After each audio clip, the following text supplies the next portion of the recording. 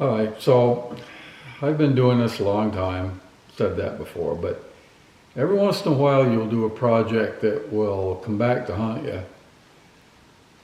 I had a guy call me from Waterbury that said he had a pair of doors in his house.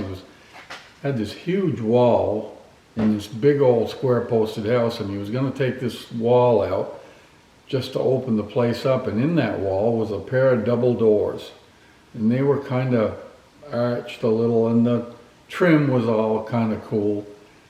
It's a pretty elaborate piece. So he said he was going to take the whole wall out, so I said, well, do you mind if I just cut right around the whole thing and take the whole unit, because it would be easier that way. He says, no, sure, go ahead, I don't care, it'll help me. So I grabbed my trusty chainsaw and sawed right around that thing. Plaster flying, everything. Sawed it right out of there, took the doors off first, and then sawed the frame out, loaded them onto the truck, and away we went. And I figured, well, what the hell, he's going to tear it down, tear that wall out of there, and he didn't want the doors. So we bought the doors.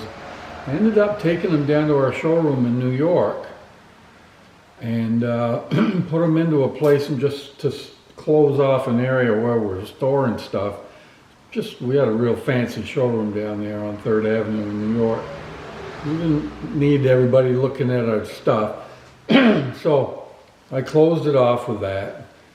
Less than a year later, I get a call from a guy, and he says, are you the guy that cut the doors out of that house in Waterbury? And I said, yeah. He says, well, I bought that place from the guy, and I want those doors back. And I said, well, gosh, I'm kind of using them. And he says, but can I buy them back? And I said, well, of course, you know, but you're going to have to give me some time.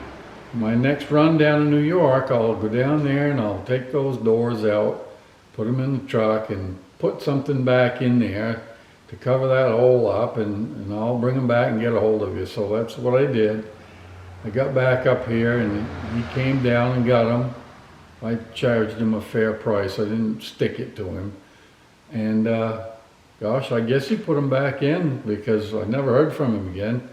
So those doors took a little trip to New York and back to Vermont and back to Waterbury they went. Thank you.